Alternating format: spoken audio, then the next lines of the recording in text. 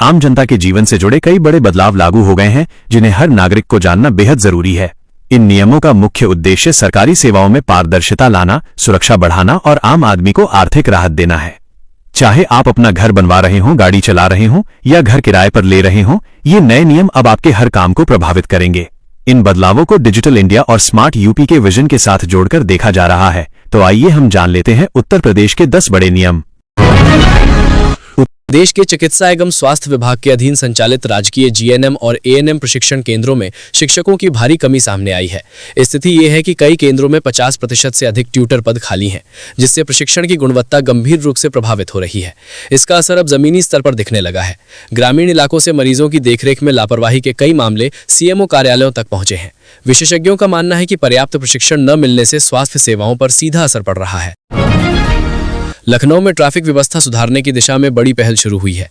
मंडलायुक्त ने police, traffic विभाग और अन्य संबंधित विभागों के साथ बैठक कर कई अहम निर्णय लिए हैं।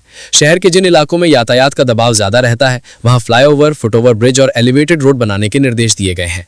अधिकारियों से जल्द सर्वे कर प्रस्ताव तैयार करने को कहा गया है। कैमरी से दबंगई का मामला सामने आने के बाद पुलिस ने सख्त कार्रवाई की है। खुद को बजरंग दल का नेता बताने वाले युवक समेत 2 लोगों के खिलाफ केस दर्ज किया गया है। आरोप है कि युवक थाने के अंदर घुसकर पुलिसकर्मियों को धमकाने लगा। इस पूरी घटना का वीडियो सोशल मीडिया पर वायरल होने के बाद मामला तूल पकड़ गया। वीडियो सामने आते ही पुलिस हरकत में आई और आरोपियों के खिलाफ कानूनी कार्रवाई शुरू कर दी गई है। पुलिस का कहना है कि कानून हाथ में लेने वालों पर सख्त कदम उठाए जाएंगे।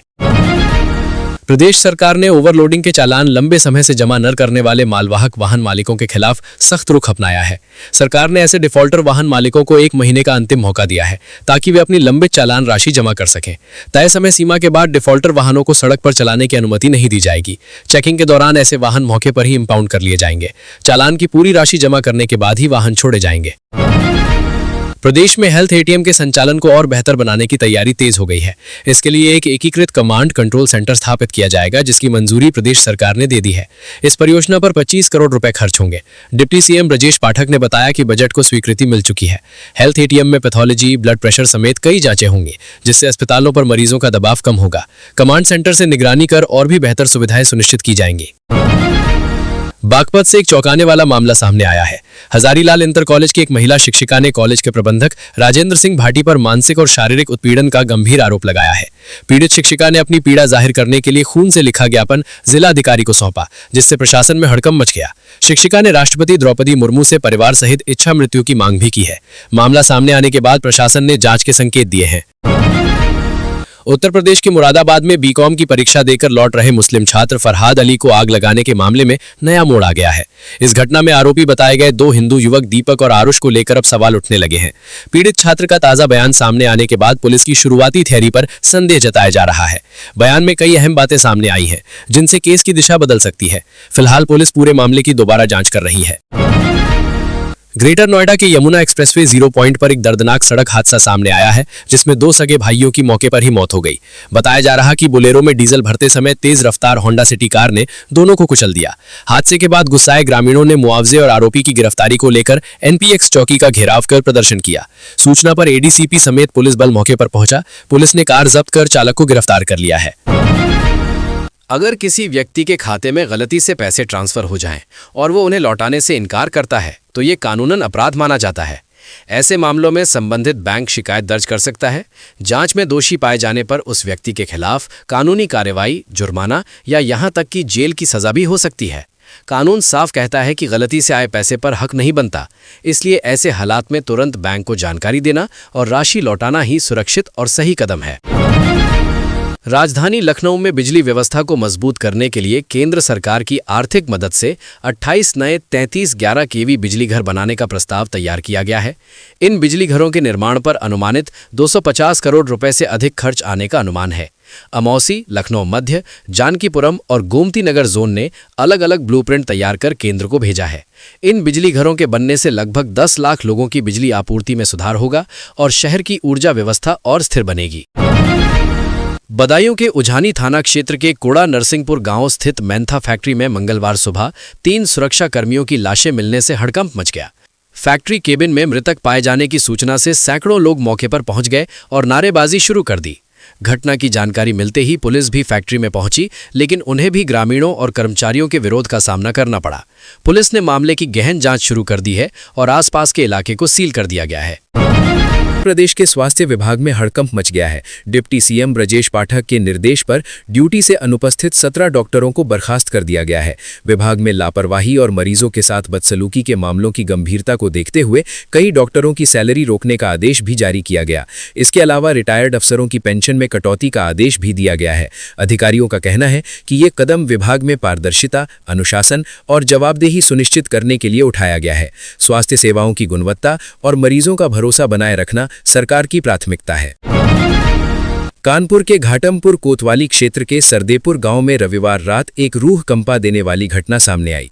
पुलिस के अनुसार नशे में घर लौटे अखिलेश सिंह उर्फ सुरेंद्र यादव उर्फ स्वामी ने सब्जी न होने की शिकायत पर विवाद करते हुए अपनी 5 माह की गर्भवती पत्नी रूबी देवी और 2.5 साल के मासूम बेटे लावांश की बेरहमी से हत्या कर दी।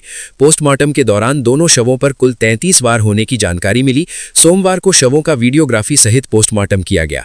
पुलिस आरोपी की तलाश कर रही है और पूरे मामले की जांच तेज कर दी गई है। उत्तर प्रदेश सरकार मुख्यमंत्री कृषक दुर्घटना कल्याण योजना को पूरी तरह डिजिटल बनाने जा रही है। फरवरी 2026 तक योजना का संपूर्ण संचालन ऑनलाइन किया जाएगा। इसके बाद किसान घर बैठे आवेदन, सत्यापन और मुआवजा प्राप्त कर सकेंगे। डिजिटल प्रक्रिया से योजना में पारदर्शिता बढ़ेगी और मुआवजा देने का काम समयबद्ध और तेज होगा। सरकार का उद्देश्य है कि किसान किसी भी दिक्कत या कागजी प्रक्रिया में फंसे बिना सीधे लाभ पा सकें। ये कदम किसानों के हित में एक बड़ा बदलाव माना जा रहा है और राज्य में कृषि सुरक्षा को मजबूत करेगा। उत्तर प्रदेश के बिजली उपभोक्ताओं के लिए साल 2026 की शुरुआत बड़ी राहत लेकर आई है।